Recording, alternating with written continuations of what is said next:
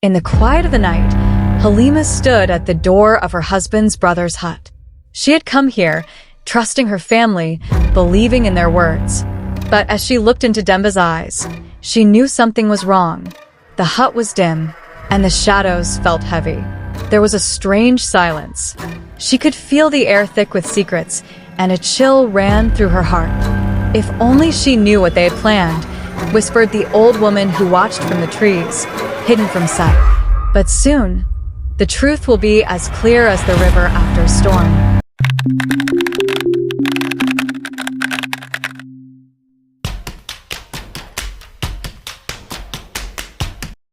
Amadu's heart swelled with pride the day he brought Halima to the village. News of his marriage spread quickly, and villagers gathered to meet the woman who had captured Amadu's heart. When Halima first stepped into the village square, she greeted everyone with warmth, bowing her head respectfully to the elders and offering a smile to the children who peered curiously at her. Halima's kindness won over the village almost instantly.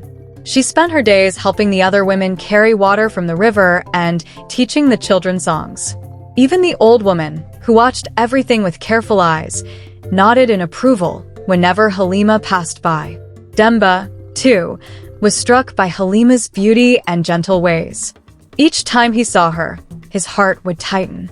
She was a vision of everything he felt he deserved but didn't have.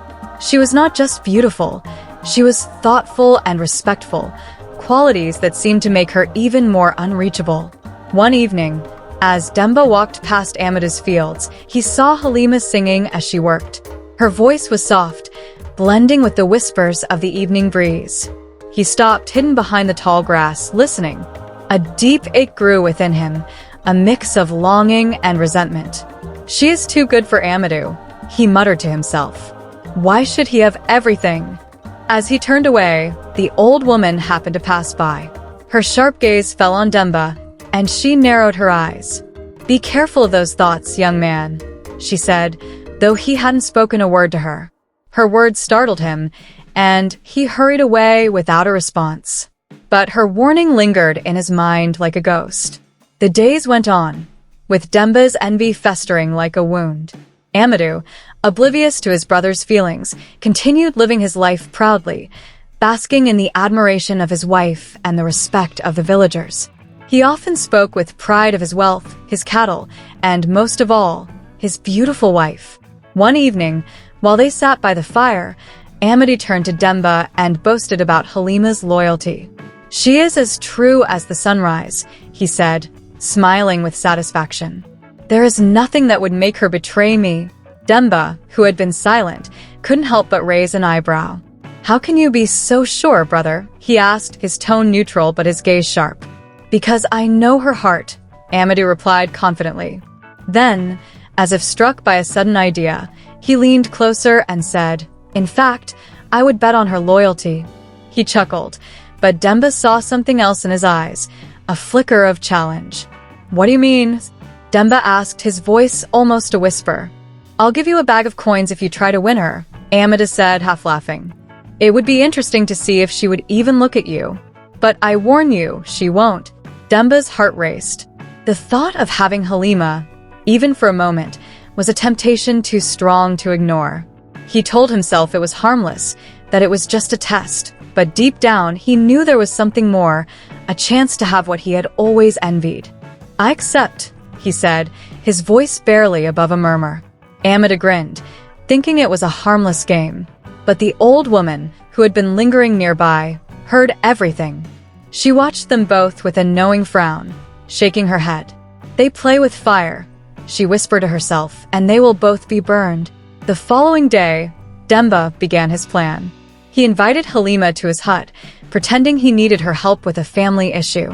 Halima, being compassionate and trusting, accepted without a second thought. To her, Demba was family, and she believed it was her duty to assist him. But as she entered Demba's small, dimly lit hut, something felt different. Demba was quiet, his eyes watching her too closely, making her uneasy. He tried to start a conversation, asking about her life with Amadu, complimenting her beauty in ways that felt strange. Halima shifted uncomfortably, sensing a change in his demeanor. She looked around the hut, noticing how closed-in it felt. Her heart began to beat faster, a quiet warning from within. "What is troubling you, Demba?" she asked, trying to sound casual, though her voice trembled. Demba hesitated, fighting the words that wanted to spill out. But the envy that had simmered in him for so long pushed him forward. "You deserve better," he said, his voice low. "Someone who truly appreciates you." Halima's eyes widened. She understood now what was happening. She took a step back, clutching her shawl tightly around her shoulders. "I think I should leave," she said firmly, moving toward the door. As Halima reached the door, a strong gust of wind swept through the hut, knocking over a small gourd that had been sitting on the shelf. The gourd split open, releasing a fragrance of sacred herbs. In that moment, Halima felt a deep, calming presence, a reminder of her ancestors, as if they were guiding her. She stopped and looked back at Demba, her gaze sharper now. "Did my husband put you up to this?" she asked, her voice steady. Demba's face fell. He stammered, trying to find words, but his silence spoke louder than any confession. Halima's heart broke at that moment, realizing the depth of betrayal from both her husband and his brother. The old woman, who had been watching from the shadows, came forward. She placed a gentle hand on Halima's shoulder. "Child," she said softly, "you must know the truth. These two have wronged you, and the whole village deserves to know." The old woman, with Halima by her side, called a gathering in the village square.